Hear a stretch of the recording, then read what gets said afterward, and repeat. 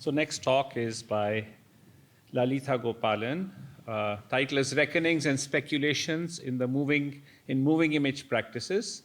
Lalitha is a professor in the Department of Radio, Television, and Film at the University of Texas at Austin, and author of a number of books, including Cinema of Interruptions, 2002, and more recently, Cinemas Dark and Slow in Digital India, 2021, from which the discussion of this film is also part of that. So, Lalitha. Good afternoon. I am the last paper in the afternoon, which is obvious, just to say the obvious. Okay. Just in case we're slipping in and out, I have 6 sections in the paper, so I'll be sort of going through the tempo in that vein. Okay. To connect the 2 parts of my abstract, which comprises a connective from Swarnavel Pillai's independent feature film Kattumaram to Anuj Vaidya's multimedia forest tales, I want to dry out my own long soak in matters of reading forests, rains, beaches, and oceans in my readings of popular, independent, and art cinema, alongside philosophies of film and multimedia practices, which are buoyed by the elemental. Okay. For this, I want to return, this is the first part, I want to return to an early essay that I wrote in 1993, but was published in 97, where I note the mounting of landscape with particular attention to the absence and presence of Kashmir in the love story genre of Hindi cinema. Okay, and over here, the film under consideration is Manzoor Khan's Qayamat Se Qayamat Tak, which had come out in 1988, which I make a claim at that point that it revises Bobby in so many different ways. So what is particularly interesting over here is in Bobby, if the lovers head to Kashmir, in Qayamat Se Qayamat Tak, Kashmir is actually absent. So in Gazab Ka Hai Din, which I'm not going to show you because I'm keeping time, which Iftikhar said you don't have to show something that everybody knows about, so I'm just going to be quick about this. In Gazab Ka Hai Din, what you land up is, there is no Kashmir, but you have the eucalyptus trees of Nilgiris. Okay, so this was, and over here, they are not inconsequential substitutes for Kashmir. They incline the narrative in a particular direction. And this was written at that time, so I'm just sort of quoting myself. Ecologically informed critiques of Indian foreign policy have repeatedly demonstrated that the mass planting of eucalyptus trees is a quick and careless device to cover up the state's complicity in deforestation and its inability to prevent long-term ecological damage resulting from its development efforts.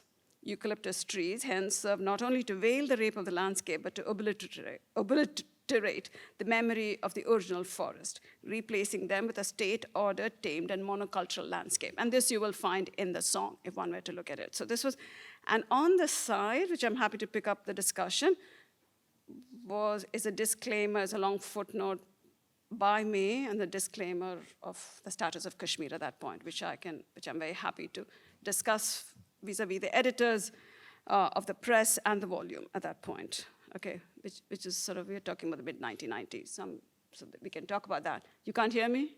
I feel I'm echoing. This is so weird. This is like Nida's moment when I couldn't hear Nida. Can you hear me now? Maybe I have turned it down. You're moving in and out. Yeah, I know. Can you hear me now? Thank you. Thank you. Thank you. Now I will speak slowly.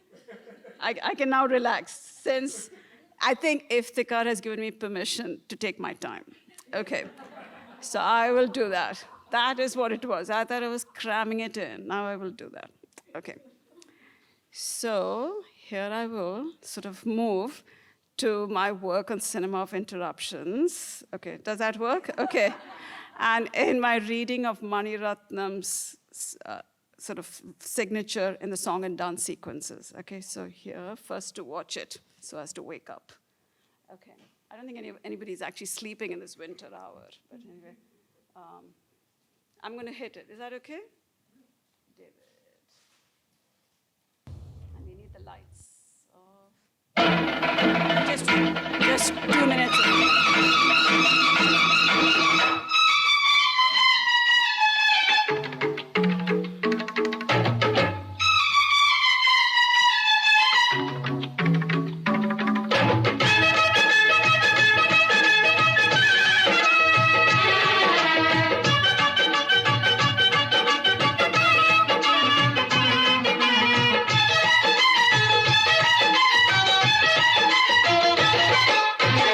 மழை மேகம் தங்க மழை தூவும் திருநாளாம் எங்களுக்கும் காலம் வந்ததென பாடும் பெருநாளாம் கோயேரி கொட்டு மேளம் அது கொட்டு மேளம். Okay. Okay, sorry to plug out the pleasure. Okay. I hope some of you do recognize the film. It's Mani Ratnam's Nayakan, and it is set in Bombay. Mani Ratnam's most blatant attempt to regulate the anachrony of these sequences while retaining the splendor of the spectacle occurs in the Andamaya Megam rain cloud segment, celebrating the spring festival Holi. Dousing them with colored waters, revelers ambush Velu, who's the protagonist over here, played by Kamala Hassan, in the center of the neighborhood, which is in Dharavi, set in Dharavi. The center where statesmen were measuring land, where Velu killed the inspector and so on. So this is quite a central piece of action. Remember, it's a space of action, not the place. This sequence recalls a holy sequence from Ramesh Sippy's Sholay of 1975, where the celebration of spring works as a buffer for the prospect of violence. By setting the sequence against the backdrop of monsoon rains, Mani Ratnam alters a seasonal and festival calendar in such a way that the very distinct moments of Holi in March and the monsoon rains in June are fused together. In terms of conventions, this reordering of two different calendars offers an ingenious method to deal simultaneously with conventions of rain and festival songs that have great currency in popular cinema. However, we must consider how Mani Ratnam's preoccupation with narrative verisimilitude rests on delivering an improved and altered reality to his viewers. I mean, this is kind of quite ingenious, okay? So that's sort of the setup. These were my interests at that point in trying to sort of map, as it were, my own investment in this notion of ecology at that point. This is 2002. The third section is called Reigns and Theories of Practice. Avoiding and quoting elements brings out the anecdotal in FTI cinematographers, for whom chance and accident, both forms of contingency, narrate their practice in hindsight. Shashikant Anantachari directs me to Satyajit Ray's narrative of shooting Kanchenjunga in 1962 in Darjeeling. Subrata Maitra, the legendary cinematographer, would wait for the mist and fog to roll onto their set while rolling his own camera to deliver an intriguing narrative. Not far from here, also in Darjeeling, Fali Mistry, the cinematographer shooting in Hindi commercial film Ek Muzaffar, Ek Hasina, made in 1962, would wait for the fog to burn before shooting his film stars in the clear light of day. From his own practice of shooting the elements, Anantachari narrates an assignment that was beset with accidents. He was a cinematographer on Rahat Yusufi's Pratikriya, made in 1990, a project commissioned by the films division that was set in the drought blight of Kalanadi district of Orissa.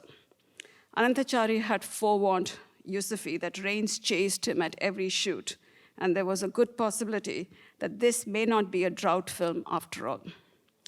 Dismissing his cinematographer's superstition, Yusufi launched his shoot, and on the first day, the dry, cracked landscape open to the baking sun was soon covered by clouds and hit by rain.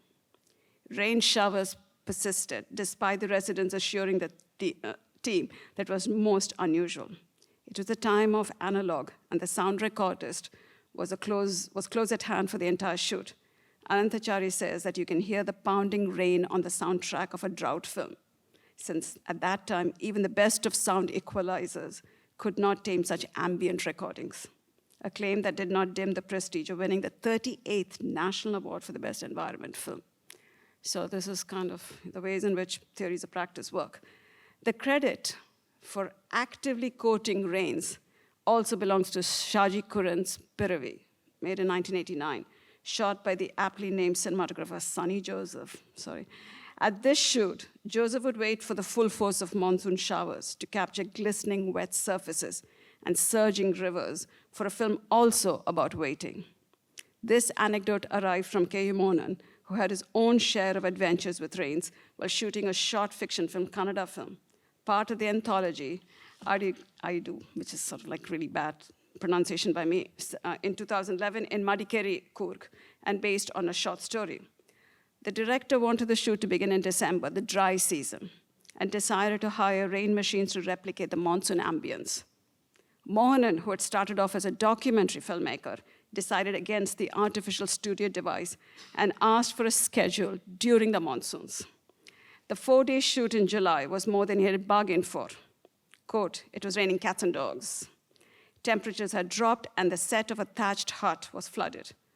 Mohanan recalls wading in waist-high waters to shoot the actors, whose chattering teeth added a naturalism to the shots of shadows and silhouettes offered by monsoon light that no rain machine can deliver. It is a narrative about a deadbeat husband and a hardworking wife, a short film exploring the duration of labor as gender temporality.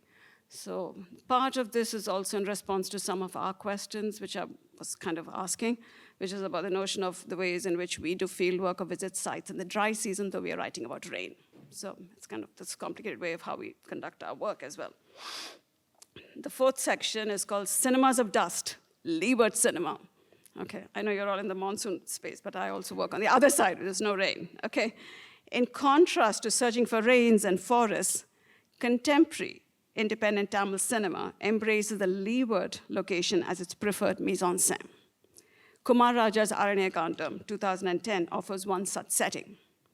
Dust from the rubble and landscape and landfills texture this film, giving shape to forms in the dark interiors of bedrooms, in the dreary room of drunken brawls at a lodge, and in the red filters of torture rooms. Dust clings to clothes and sweaty bodies in fight sequences, literally dust-ups. Quote, "I love sweat and dirt," declares Tyagaraja Kumar Raja, the director of the film, unconsciously echoing the aesthetics of a neo-noir whose lighting arrangement benefits greatly from this very dust blowing into shapes. Film shooting sites in the global south have differing relationships to dust. For instance, filmmaker Juan Pablo notes how in Mexico, advertisement shoots were obsessed with generating dust to provide a hazy look in the age of analog. In contrast, Swarnavel Pillai recalls cinematographer Madhu Ambat, who works between Chennai and Kerala, insisting on dust-free lenses for his shoots. Strangely, in contrast to his style of overexposed images, this is kind of Madhu Ambat's films are known for being overexposed, but he wanted sort of dust-free lenses. So, dust blows across continents, according to Timothy Beach, geographer of dust. And here, too, the presence of such dust and sweat places this film, which is Aranyakandam, in close proximity to dust blowing from all of Park Won-chok's films and Nicholas Winding Refn's to neo-noirs that share a complicity in their common commitment to nihilism. Okay, so there is a section on dust blowing and archives, but I'm going to leave that, okay? I can't tell what I'm making in terms of time, but I sort of want to also show you a clip later on, 5. It's called Elements, Medium Specificity. Okay, in an essay that I written called The Enchanted Worlds of FTR Diploma Films, written in 2017, I note a rise in the mise-en-scène as a dispositif, a conceptualization inspired by Scott McDonald, who's from these parts, a neologism coined by him called eco-cinema, and Adrian Martin's return to the mise-en-scène across art cinema. This is kind of crucial for us in film studies. This was a real turn that had happened. The archive of FTI diploma films presents a challenge in terms of both the volume of films produced, which is about 12 a year, if you're lucky, and the levels of unorthodoxy to which they aspire. I argue here that the subject of the environment has exerted a particular presence in the catalog of diploma films from 2013 onwards, not before then, but since 13. Far flung from each other in terms of form, such films nevertheless form a distinct group in their sustained attention to the extent that we can consider them ideal texts in the growing scholarship on the relationship between cinema and ecology. These films startle us with their audacity to imagine worlds in which protagonism is not the exclusive purview of humans, but rather a shared perspective that forgoes opposition in favor of entwinement.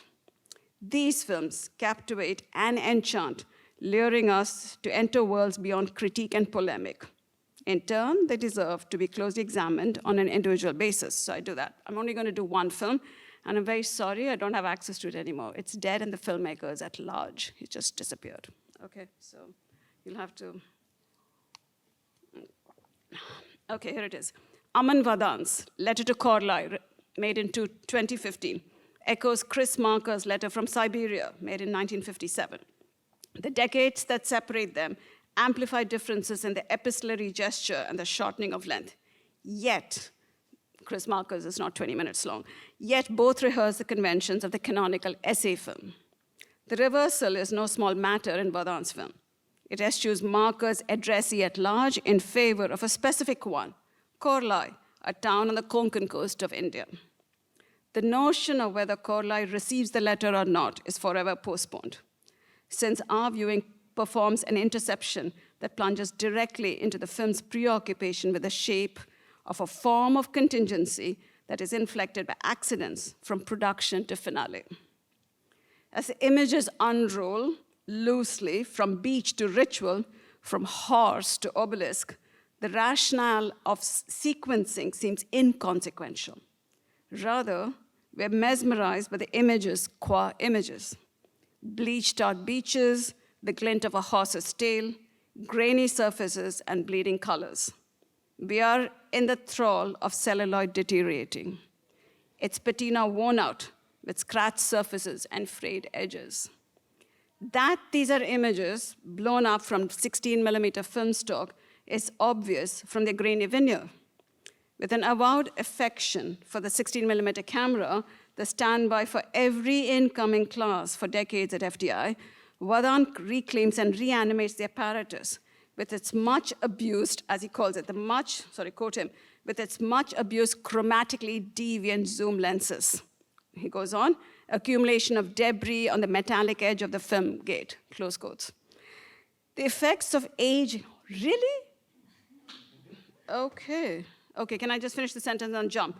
The effects of aging and institutional neglect are thus presented as an advantage rather than a shortcoming, where the Fuji Eterna Vivid 500T from the color portions of the Kodak XX to 250D for the black and white, his response to Anyo 12 to 120mm zoom lens is one of adoration. I have to give up all my geekiness. So let me move to the fifth section. Which is all about the ways in which cameras break down. So during the monsoon weather. The fifth section is called Leeward Cinema. Swarnavel's film, Katamaram, made in 2018. And this, you'll see a section, Sound is full, right? Yeah, So I wanted to hear the sound.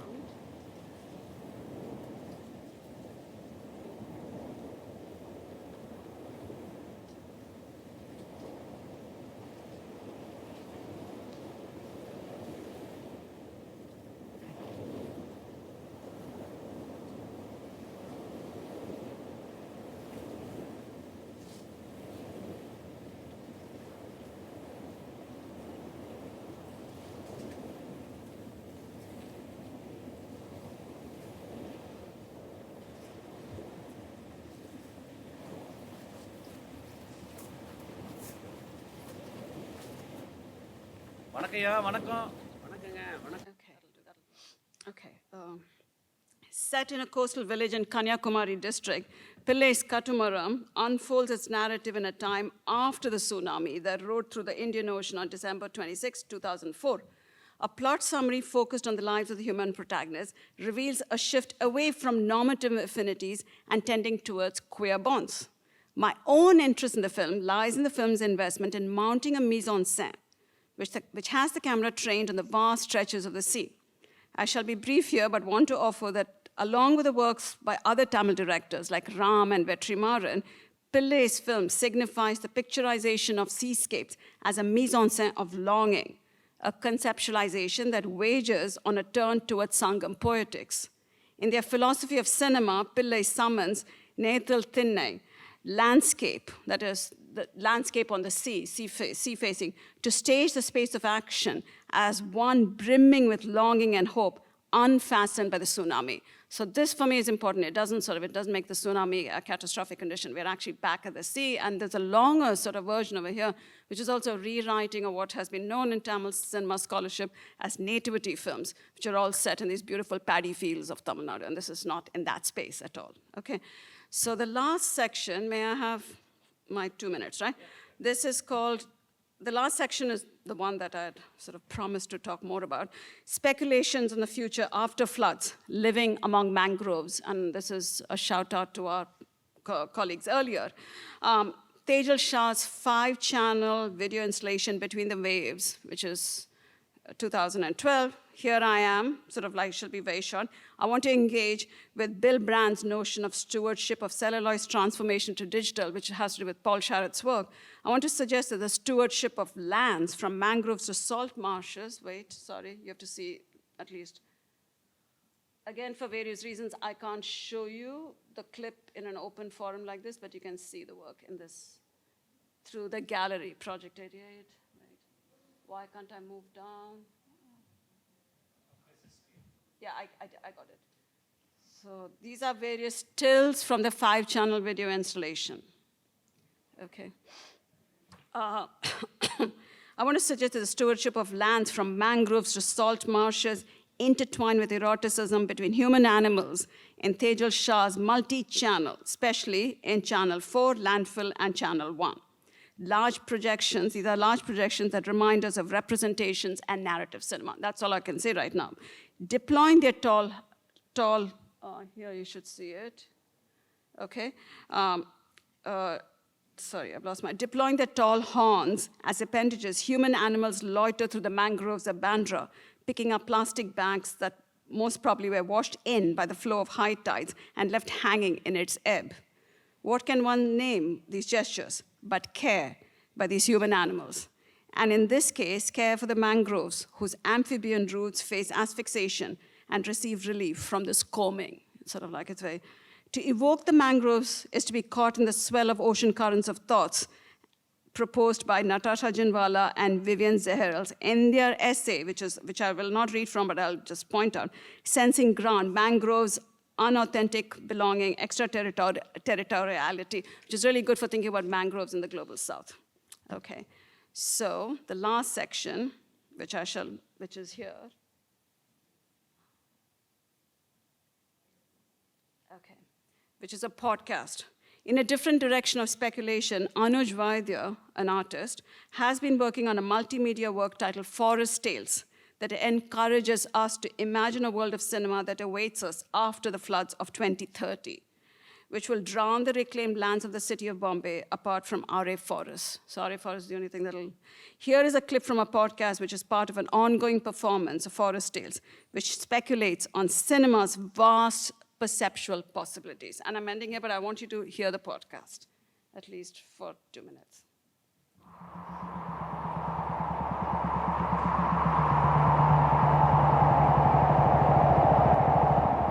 The Great Flood arrived in August 2042. These were floods that defiantly returned the city to a prior ecology, to a clutch of islands in the Arabian Sea, which is how Bombay began its ascent towards the megalopolis it has now become.